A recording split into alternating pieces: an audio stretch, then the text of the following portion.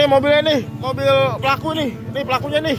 Oh, pelakunya nih. Inilah sosok MKS 23 anak ASN Kementerian Pertahanan Kemenhan yang ugal-ugalan tabrak pejalan kaki di Palmerah, Jakarta Barat.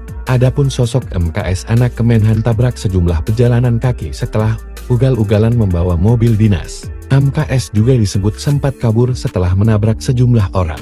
Mobil Toyota Innova dengan plat dinas yang dibawa MKS itu menabrak sejumlah orang, termasuk seorang pejalan kaki dan beberapa pengendara. Belakangan diketahui, mobil berplat dinas 6504-0 adalah milik salah satu ASN di Kemenhan. Kejadian bermula ketika mobil dikemudikan MSK anak dari ASN Kemenhan melaju di kawasan Palmerah, Jakarta Barat pada Senin 20 Januari dini hari. Pengemudi ugal-ugalan hingga menabrak sejumlah kendaraan dan 5 orang mengalami luka parah. Pengemudi mobil yang sempat kabur berhasil diamankan hingga sempat diamuk oleh massa.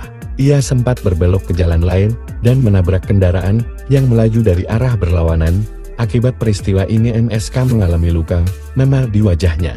Kanit Laka Lantas Polres Metro Jakarta Barat, AKP Joko Siswanto, menjelaskan kronologi kecelakaan tersebut.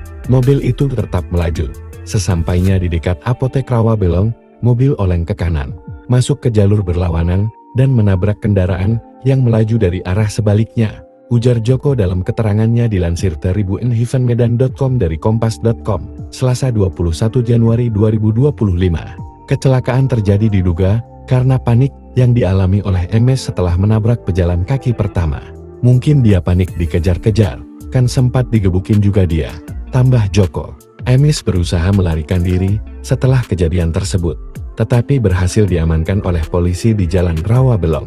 Meski begitu, polisi memastikan bahwa MS tidak berada dalam keadaan mabuk atau di bawah pengaruh narkoba saat mengemudi.